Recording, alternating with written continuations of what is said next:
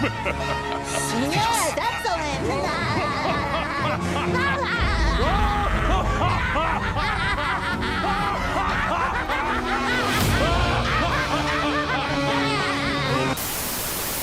With Sephiroth being the next big Smash Bros. Character, I felt like this is the perfect time to let off my love for Final Fantasy VII. My love for Final Fantasy VII runs deep. In fact, my name is Sin7, and one of the reasons that I have that 7 in my name is due to this franchise right here. I've gotten my hands in almost everything Final Fantasy VII related, including the extended content outside of the original game. Crisis Core is my second favorite game of all time. Cloud was my main in the original Dissidia that I poured hours and hours into, and I wanted to play Kingdom Hearts Chain of Memory as a kid so bad just because I played the game at a friend's house and saw Sora turn into Cloud when doing a slide. But out of everything in the extended world of Final Fantasy VII, I felt like the movie, Advent Children, gets a bad rep for its portrayal of the main protagonist Cloud, and also how they handle the main villain Sephiroth, who, may I remind you, is in Smash Brothers. This is crazy! Daddy Sakurai, you are a god! 2020 is hot garbage, but this is just what I needed to get me going again, and this has been such a good year to be a Final Fantasy VII fan in the first place. I think this movie is really touching if you take a closer look at the character motivations, and also, with our newfound knowledge from Final Fantasy VII Remake, I think that Sephiroth returning in this film is perfect for his character, and not just a shoehorn way to get both him and Cloud on screen and fighting. If you're ready to take a closer look at why Emo Cloud is a good thing, then grab your chocobos, grab your materia, stock up at the Moogle shop, and all aboard the highway. All aboard the Blue Dragoon.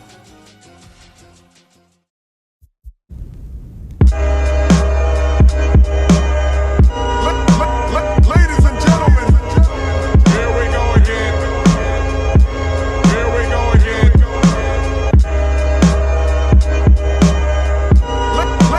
Ladies and gentlemen, here we go again. Here we go again. This is Tom from Toonami. You're listening to Sin 7. I'm not going to give a history of this film like I usually would because this one's probably going to be long, so let's just stick to the plot and the characters. Okay, so if you're completely new to Final Fantasy VII, this movie is a sequel to it, so let's give you a quick rundown of what happened. The story takes place on a planet called Gaia. There exists a metropolis called Midgar. Midgar is huge, and it takes giant reactors to give power throughout it. These reactors are controlled by a big electric and power company called Shinra. Shinra is responsible for slowly killing the planet for having built the reactors because the reactors run on Mako energy, which is energy that comes directly from the planet. Everything directly outside of Midgar is a wasteland because of this as well. We follow Avalanche, an environmental terrorist group who are staging attacks against these reactors to attempt to stop Shinra from taking the planet's energy. You've probably seen these characters by now somewhere. Barrett, the Mr. T clone with a gun for a hand, Tifa, the bartending bombshell with the heart of gold, Cloud, the stoic mercenary with a mysterious past and a bad attitude. The story of Final Fantasy turns into something bigger than expected. They find an experiment Red 13, a ninja joins them, a vampire joins them, a bratty old geezer joins them, but most importantly, Aerith joins them. Aerith is the last of a race called the Cetra, and the Cetra have the power to speak directly to the planet. That's what makes them special. Because Aerith has this power, and is the only one left, our story of a group of people trying to stop a big corporation from taking energy from the planet becomes this globe-trotting adventure about stopping our main villain, Sephiroth, from destroying the Earth with a meteor. Now along the way, spoilers, because I know people are getting into Final Fantasy VII for the first time because of the remake, and I don't want to ruin big plot points for you, so skip this video entirely because I have no choice but to make it spoiler-filled for the story of Final Fantasy VII. But, along the way, Sephiroth kills Aerith, whose job was to cast a holy spell on the Earth to stop the meteor. The team has to continue on without her with heavy hearts. Cloud addresses his trauma, he defeats Sephiroth, Aerith's spell saves them at the last minute from the meteor, the world is saved, the end. I skipped so much, but do understand that I will be touching on more things as we talk about Advent Children, as that's the focus of this video. Final Fantasy Advent Children begins 2 years after the ending of the original game. Gaia has been infected with a disease called geostigma. This shit is like COVID-36. It's bad, and men, women, and children have all been infected. It causes you to have these blotches on your body and like cough up this black goop. Ugh, get away from me! And there is no known cure for geostigma. Okay, maybe this is getting a little too real. Rufus Shinra, who is the head of the company, thinks that this disease has something to do with the alien Genova.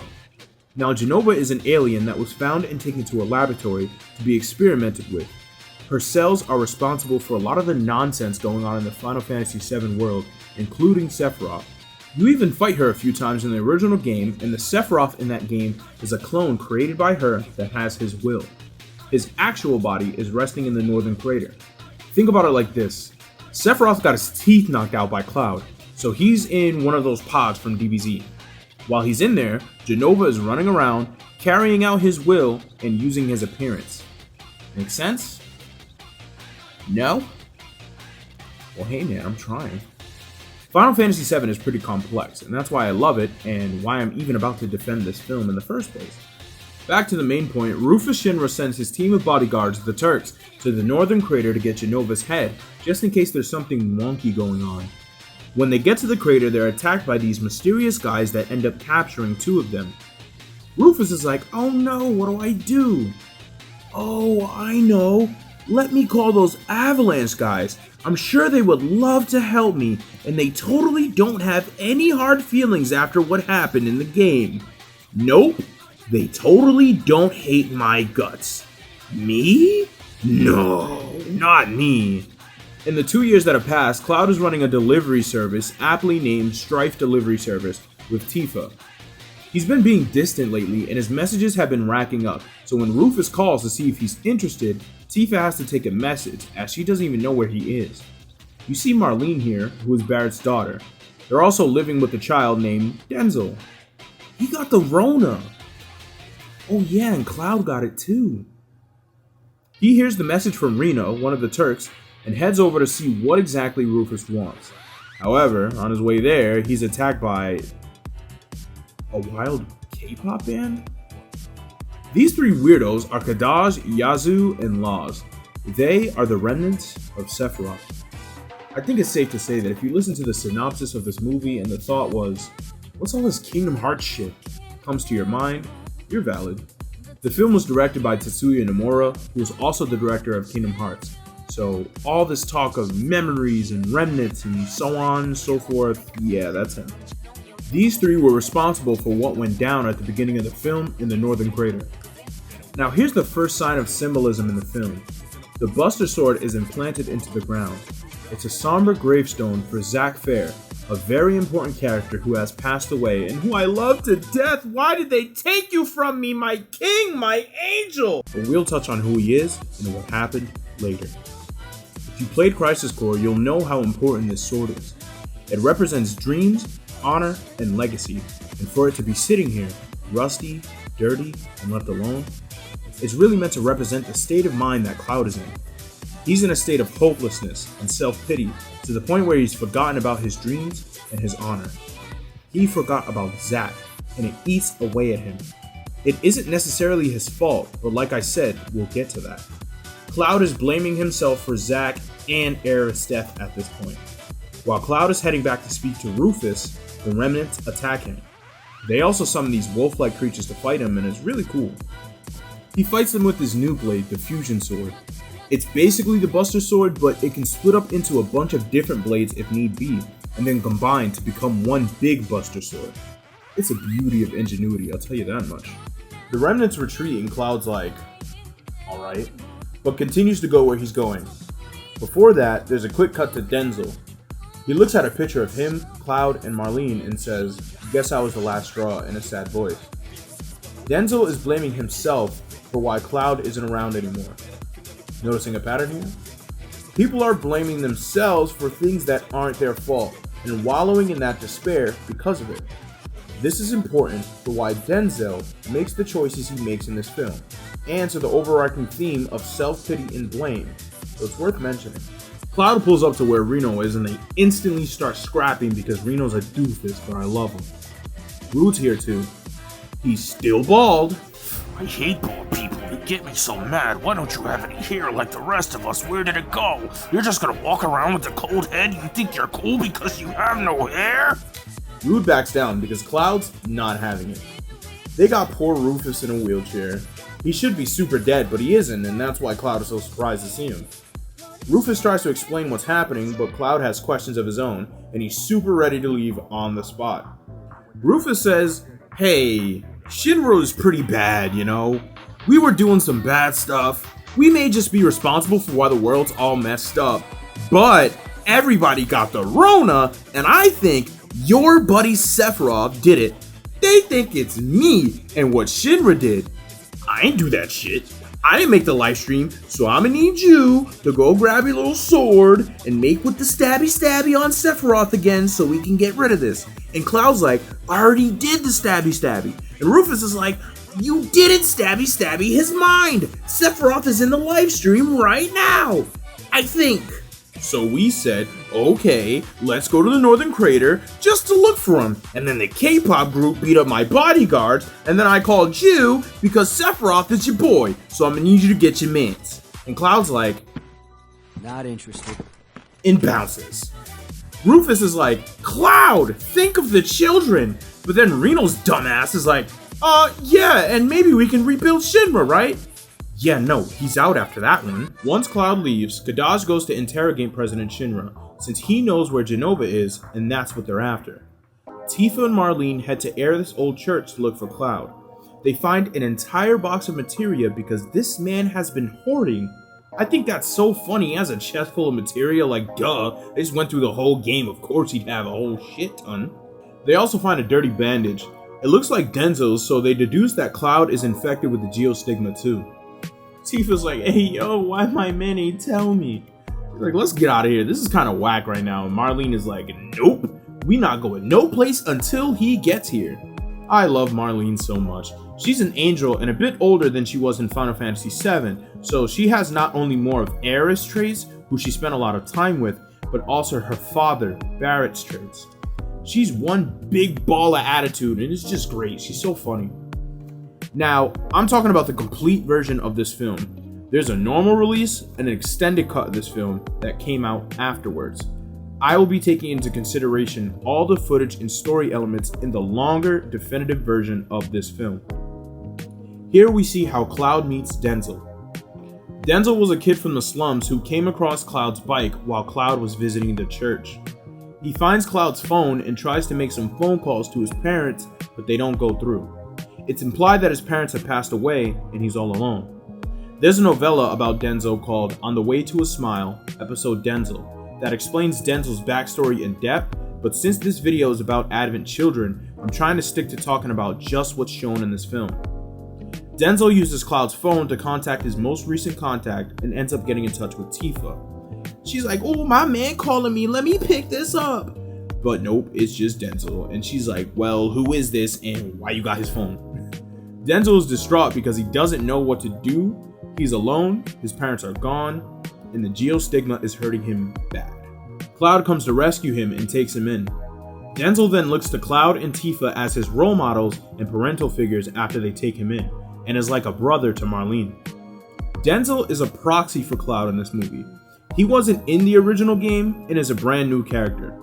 This is a child going through the same thing as Cloud. He suffers from loss, pain, geostigma, and self-doubt and pity as he keeps blaming himself for what's going on around him. Cloud is doing the same thing, but something happens with Denzel later in the film that Cloud has to handle, and I'll talk more about it when we get to that part. When Kadaj is trying to punk Rufus into telling him where Genova is, he explains to him why they're searching for Genova, who they're referring to as Mother, same as Sephiroth did in the past. They're only remnants of Sephiroth, but if they can combine themselves with more of Genova's cells, they will be able to complete the union, essentially meaning that Sephiroth will return once again. Oh boy. Cloud goes back to what he was doing at Zack's grave after his decline to assist Rufus. He says, "I said I'd live out both our lives." Easy to make that promise. While reminiscing about the memories he had with Zack. Zack is such an important character to Cloud. There are two kids from the boonies who wanted to be in Soldier. While Zack made it to the Soldier program and eventually to first class, its highest ranking, Cloud didn't. He was only an infantryman and was embarrassed about it because he told people back home, including Tifa, who was his childhood friend, that he was in Soldier first class. Cloud befriends Zack, but on one mission together, they end up having to fight Sephiroth, who was an ex-Soldier first class who actually used to be a mentor to Zack. Yeah, Sephiroth used to be a good guy, but I'll talk about that more in a Crisis Core video. This is called the Nibelheim incident because Sephiroth burns Nibelheim to the ground after finding out he's an experiment made with Genova cells, and this is the most important part of the story to the lore of Final Fantasy VII. He kills Cloud's mother and stabs Cloud through his body, but Cloud picks him up with the sword still inside him and throws him away into a reactor, essentially killing Sephiroth, or at least his physical body. Cloud passes out and gets abducted by Dr. Hojo, who is responsible for basically the entire Final Fantasy VII. Like, technically this guy created Sephiroth, he created Red 13, and this man is to blame for a lot. They put Cloud and Zack in a vat of Mako, and Cloud gets poisoned by it because he was in it for so long and it was his first time. It didn't affect Zack because Zack was already infused with Mako. In order to be in the Soldier program, that's what they do to you so you can become superhuman. Cloud isn't swinging that Buster Sword around with those noodle arms based on pure strength, I'll tell you that. This means that Zack and Cloud are on the run, and since Cloud is drunk off Mako, Zack has to protect him. Shinra finds them, and Zack fights hordes of Shinra soldiers just to protect Cloud. When Cloud snaps out of it, he sees a bloody and dying Zack lying on the ground. Zack passes on his dreams, honor, and legacy to Cloud, and hands him the Buster Sword, saying that Cloud has to live for the both of them. Cloud is Zack's living legacy. I'm not crying, you are. Not too long after this moment, the beginning of Final Fantasy VII happens, and Cloud is now a mercenary in Midgard who claims to be an ex-Soldier First Class. Cloud was never a Soldier First Class. Cloud does not remember Zack at all at this point. This is one of the reasons why Cloud is emo in this film. Final Fantasy VII is not only about Cloud and friends saving the world, but also about Cloud healing and mending his damaged psyche. When Cloud came to from being Mako drunk and Zack was like, "Hey man, you're gonna be my living legacy," Cloud was like, "I'm gonna be you?" All the memories that Zack explained to him, Cloud mistook for his own. So when Sephiroth was defeated and Cloud remembered who he really was, it came with the weight on his shoulders that he had forgotten the person who was closest to him. That the sword he wielded this whole time was the sword of his best friend, his brother, his protector. Throughout this film, Cloud is plagued with the fact that he isn't even who he said he was. Him not knowing who he was caused Aerith's death too in his mind, and he was supposed to protect her for Zack, who he forgot about. It haunts him every day, and on top of that, now he has the Rona! He's not emo just to be emo, he's depressed. He had to save the world, he didn't have time for it to sink in, but now it can since it's been so long. He left the sword there and let it be rusty because he doesn't deserve the honor that was bestowed on him in his eyes. He swore that he would never forget, but he did. You can't criticize him for being depressed. You can criticize it in Kingdom Hearts because somehow everyone's in their Abbott children costumes, but Aerith is alive. So not a real reason to be depressed, bud, but we're not talking about that. Don't blame him for being sad in this movie. Back to Tifa, she's going blow for blow with Laws in the church. Top 10 fight scenes in movies I like ever. I don't care. I will watch this scene over and over. It's so badass, which isn't even a word I use to describe things often. That's how badass it is. She still gets her teeth kicked in though, and even Marlene tries to pitch in the fight by throwing materia at Laws when Tifa's gotten beaten up too much. Laws sees the box and is like, "Oh, say less." "Good job, Marlene. Now Laws steals all of Cloud's materia. Do you have any idea how long it takes to get good materia in that game and level it up? You didn't work for that. You were in the bar drinking Capri Suns every day, while the rest of the team was fighting monsters and planet-destroying gods with that same materia that you just had robbed. How dare you? Cloud comes into the church and sees Tifa on the ground, and his first reaction is, "Hey yo, where's my materia?" No, I'm kidding. I'm kidding. He runs over to Tifa and gets hit with the geostigma, which, let's be real, it's only there to get this beautiful shot of them in the flowers. Think I care? No. You can do things for no reason sometimes, and I love this shot so much because I'm a filthy shill for this franchise, and I'm Team Tifa. That's right, I never ship Cloud and Aerith, not even once. That's Zack's girl, and you don't tell me otherwise. Side note, there's a bunch of remixes of the classic Final Fantasy VII music throughout the film. For example, the piano version of Let the Battles Begin that plays during this fight, and a version of Anxiety that plays right after. The songs are what you know and love, but the choices that were made with them really make it unique to this movie. Yeah, it slaps. Okay, I've been talking way too long now. Let's take a quick commercial break and come right back.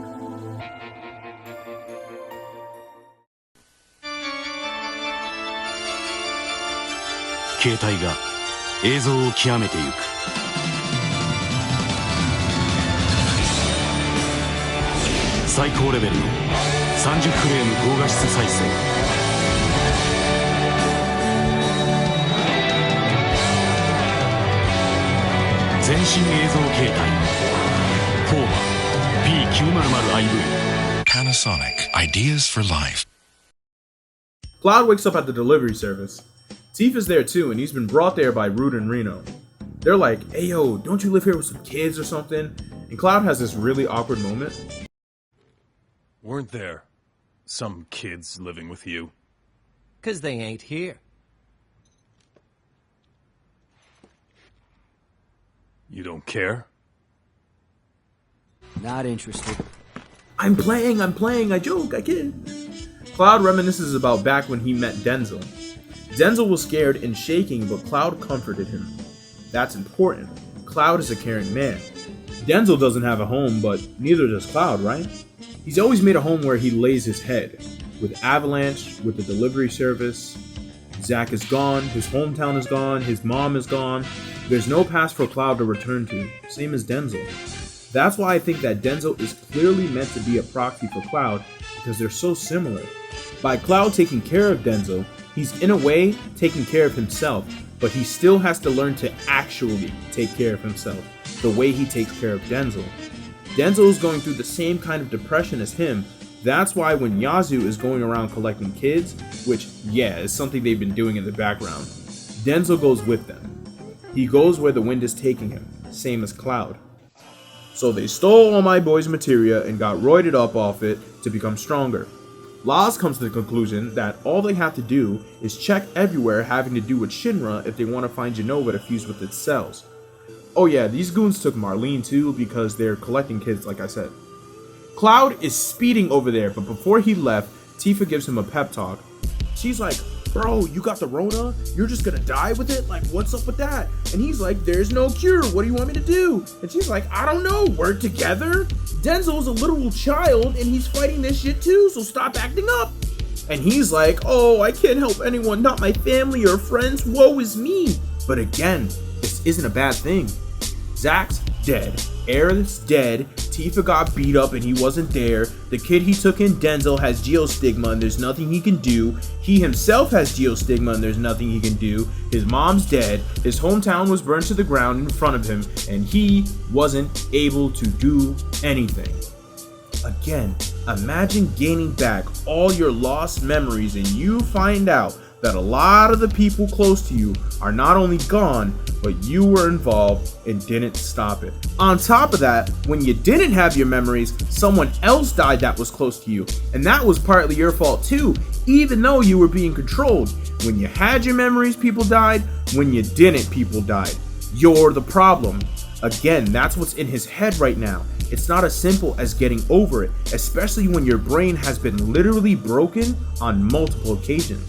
But that's why Tifa is here with her dilly-dally shilly-shally speech. She wants Cloud to move on. She is his rock because she's the only thing he has left from his past that has lasted all the way up until now.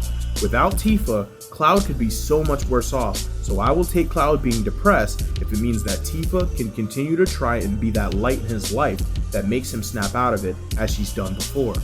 Kadaj has all the kids around him and is trying to act as a savior. He says how they're brothers and sisters because they all have geostigma, which he's claiming to be some kind of legacy of Genova. He wants them to drink the black water there, but this isn't healing them, it's actually putting them under his influence. Cloud is on his way to tag him up for all the nonsense, but ends up in a dreamlike sequence. Who's there? Aerith. Aerith is basically like, hey man, like, you're depressed, but you're here fighting. This is good, keep doing this.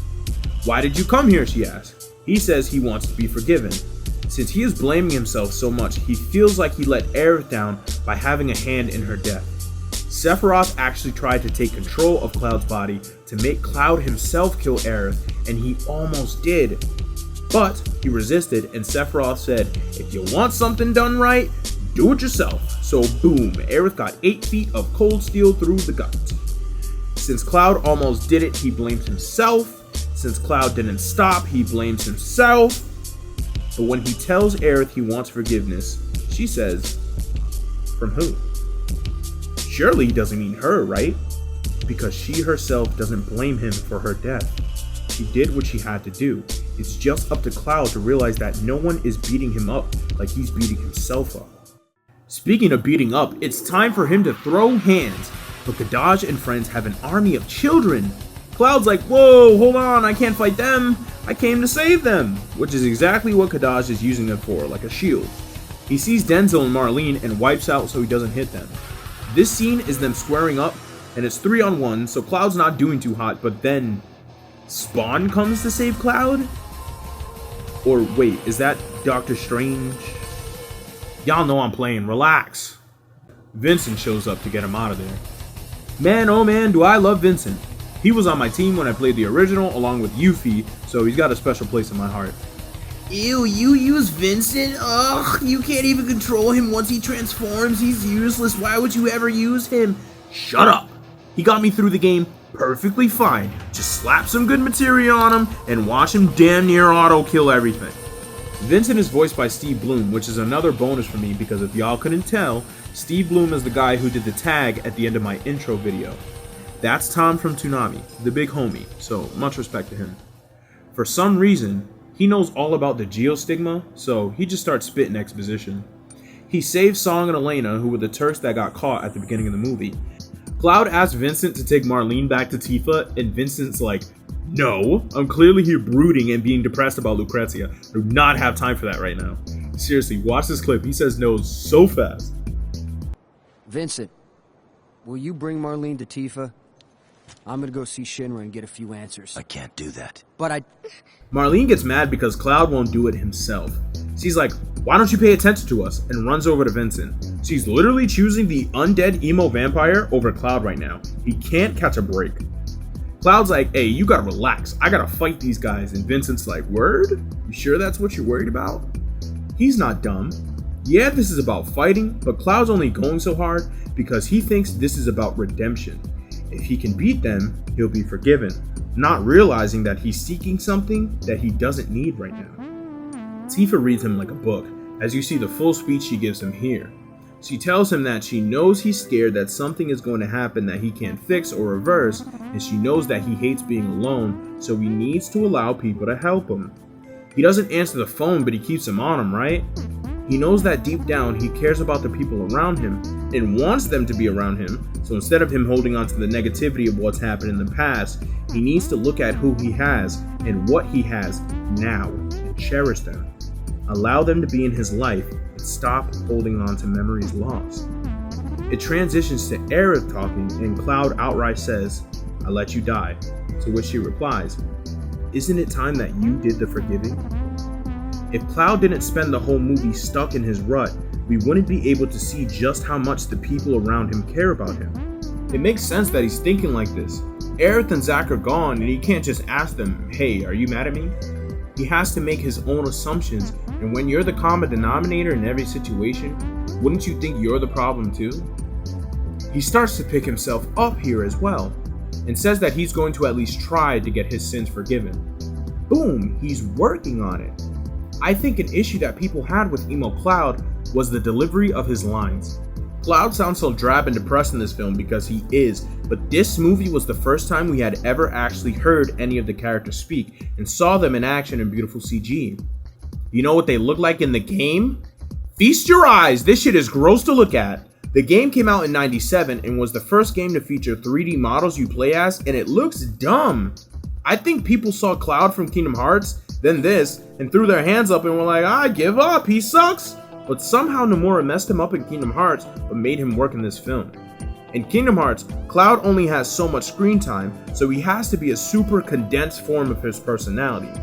It's like keywords were taken and used to make him into what he is in that game. Edgy, mercenary, Sephiroth, stoic, boom, there's your Cloud. The film isn't the same because it comes with the baggage that expects you to know what happened in Final Fantasy VII, where Cloud was clearly fleshed out over hours and hours of gameplay. Just because he's depressed in Kingdom Hearts doesn't mean that's why he's like that here. The context is completely different, even though it was made by the same guy. There's a quick part where his phone is falling to the bottom of some kind of lake, and we hear all the voicemails from people trying to check on Cloud. There's messages from Reeves, Barrett, Yuffie, etc. And it just reinforces the idea that Cloud really does have a support team. He just has to allow them to support him. This movie is about getting Cloud back to where he once was. The Cloud you know and love.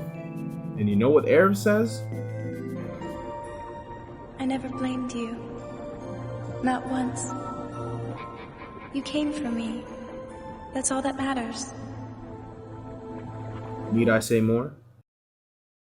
Okay, Kadash is attacking the city because they believe that Shinra is hiding Jenova in the monument in the middle of the city. We got some cool Reno and Rude action here too. You can't help but love them despite both of them being actual pieces of human garbage.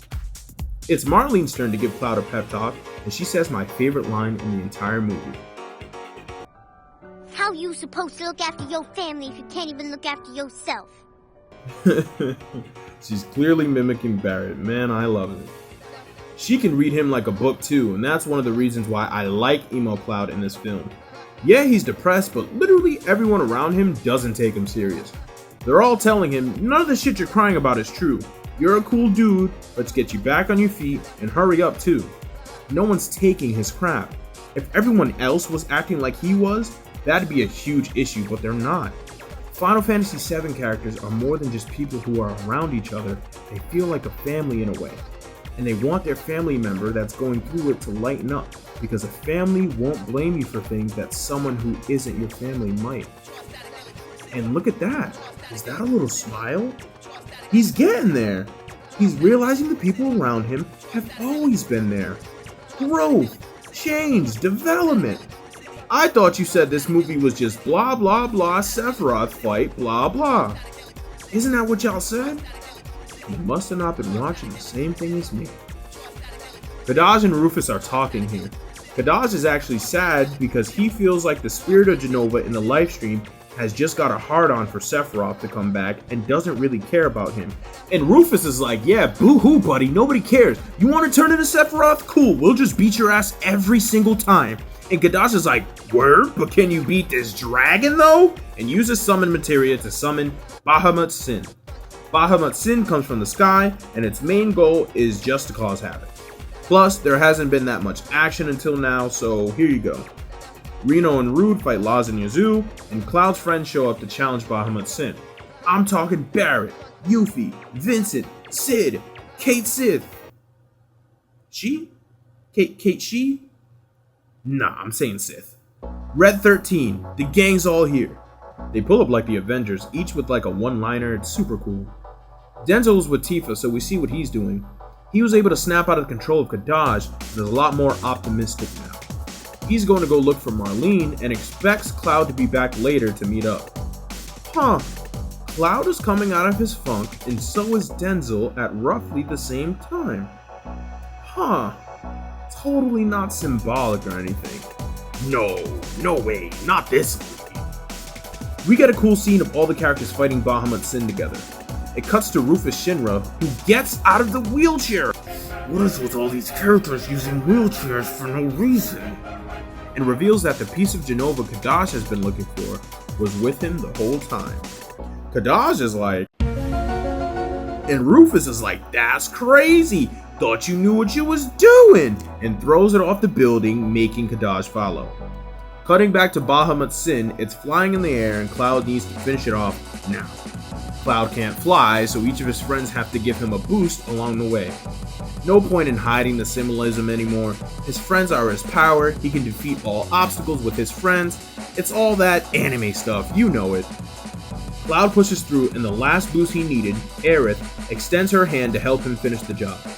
There's that forgiveness, there's that bit of redemption he wanted. Bahamut is defeated, and now Kadash is wilding out trying to beat on Rufus. One thing about Rufus, he always got the blicky! Rufus is saved by Reno and Rude, and Kadash gets his hand on Jenova, but Cloud says, no sir, you put that shit down! Now we gotta chase them for it. The chase scene is some more awesome action that I'm here for. Yazoo and Laz end up getting taken out in the process because Reno and Rude blow them up. They sure are pretty good at that, huh? That leaves only Kadash. Cloud chases him all the way to the church where he's whining and crying about Mother, I think because it's surreal to him that they're reunited. The water from the church's flower bed rises up and protects Cloud from Kadash, likely due to Aerith's influence in the lifestream. It also heals his geostigma right then and there. Kadash escapes due to this, and Aerith says to hurry up. When he finds Kadash, he's like, look at me, I'm with my mommy, yay! Cloud's like, hey yo, what you about to do? And Kadash is like, man, I don't know, I'm just a puppet, but you were one too, so guess what? I don't care. Yay, Kadash comes to terms with himself. Ooh. They fight and Kadash gets his ass beat because why wouldn't he? Cloud's friends show up just to give a bit more exposition in case you don't understand what's going on. Kadash is Diet Sephiroth. He gets Jenova, he turns into big beefy Sephiroth, plain and simple. They don't interfere because this is Cloud's fight that he has to go through with. All Cloud's friends are like, Cloud's a pain in the ass, but we like him, he just had to get his groove back. Exactly, that's exactly what I've been trying to say the whole time. If you think that Cloud being emo is a scar to his character, then how come his friends don't even think so? If you know Cloud isn't like that, then why did you hold it against him? He's only come this far because his friends, no, his family kept steering him back in the direction he was on before, to become the Cloud he used to be.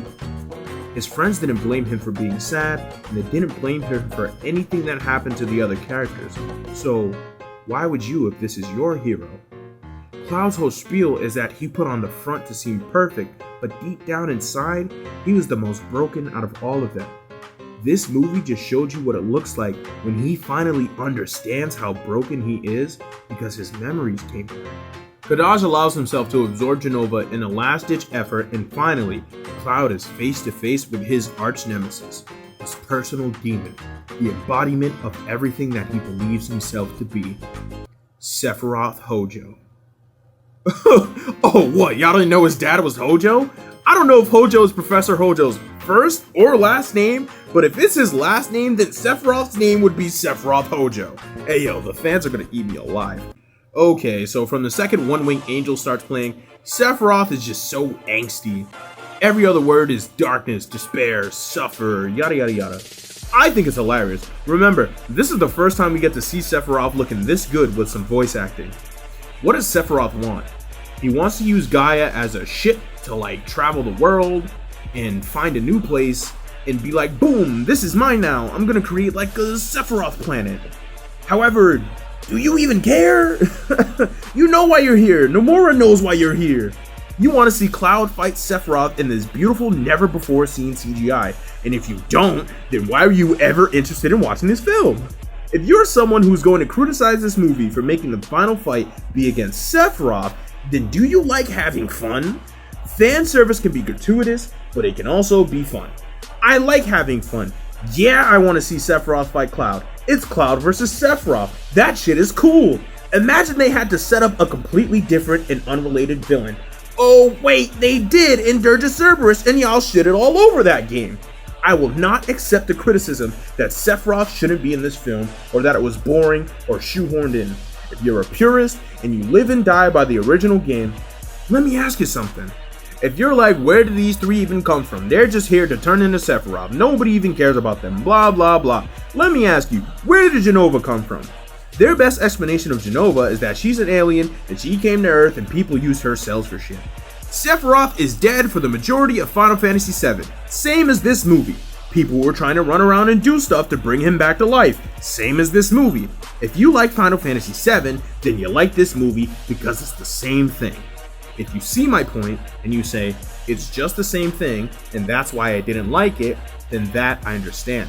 I personally don't mind it, but that's my opinion based on only what I think, not facts. Cloud dies in this fight and... No, I'm kidding again. He beats the bejeebies out of Sephiroth. Duh, literally writes itself.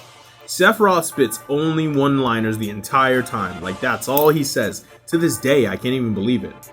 I want you to beg for forgiveness. Is this the pain you felt before, Cloud? I want you to suffer. Ugh, it's the best kind of cheese. The running gag here is that Cloud needs the help of his friends, so in this final fight with Sephiroth, the last key to the puzzle, Zack checks in to give him a boost. I always thought this was very funny because Zack says his infamous line, "Embrace your dreams, and whatever happens, protect your honor as soldier." And then right after, he's like, "Okay, you never made soldier," as if he's saying, "Alright, maybe I put like a bunch of responsibility on you, my bad. But it's what's in your heart that counts." Zack is like, "You beat him before, this should be easy," which I think is funny too. It's almost fourth wall breaking. But in all seriousness, Cloud acknowledges that he is Zack's living legacy and finishes Sephiroth off. He looks him in the eye and you know what he says? I pity you. You just don't get it at all. There's not a thing I don't cherish. He's talking to you. If you thought he had lost all hope and that he was down for the count, you were wrong. He just needed a boost. He never stopped loving his friends. He just couldn't stop hating himself. And once he stopped hating himself, then there was nothing left but his strength and the strength of those around him. Omni Slash, 9,999 damage, ouchie ouch, he's dead. Also, if you want to know why everyone is freaking out about what Sephiroth says at the end of the Smash trailer, it's a one-for-one reference of what he says here.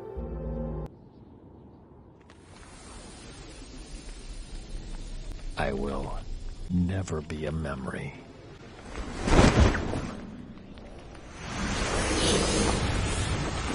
And if you played Final Fantasy VII Remake and got to the ending, oh boy, he might just be telling the truth. Freaking love Sephiroth, man, he's so cool. Kadaj gets to reunite with the livestream. He thinks it's Mother talking to him again, but we can tell it's Aerith accepting him. It begins to rain, and the rain washes away all the Rona! Wish that could happen in real life! Yazoo and Laz are still alive and pull a Frieza by shooting Cloud in the back. They cause a big explosion that knocks Cloud into next week. In next week, he meets with Aerith. Cloud's dumbass is like, Mother? And Aerith is like, can you not? I'm sick of this shit. Aerith and Zack tell Cloud to get out and lock the door behind him because it's not his time to die, and they want to go spread all types of semen and other bodily fluids in the livestream to make up for lost time. He wakes up in the church and his friends are there along with a bunch of kids that were affected by the geostigma.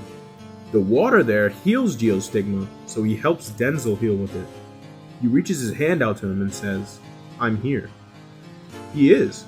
He's there physically, but his mind is back on track, so he's there mentally now too. He's there to support Denzel and won't leave him again. He's there for his friends and won't forget about them again, or forget what they mean to him and what he means to them. He's here. He's back. And the film spent all this time trying to get him back to this point. He even cleaned the Buster Sword, same way he cleaned up his act.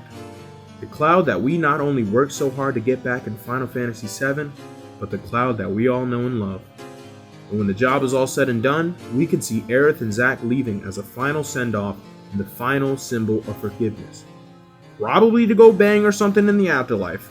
Go ahead guys, you've earned it. I know.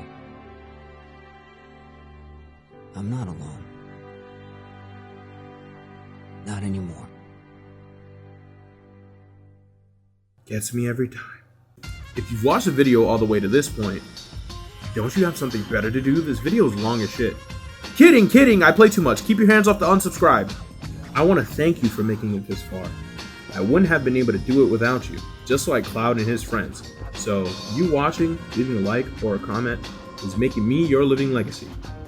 I will defend this film to the death of me. It hurts my soul to see Final Fantasy VII fans who genuinely don't like this film or think it's boring or predictable. Sometimes, all the answers you need are right in front of you. You just have to be open to looking at things differently. Go give the film another watch with the analysis I put forward, and hey, cut Cloud a little slack. Everybody needs a little help from their friends every once in a while. Until next time, see you later, Space Cowboy.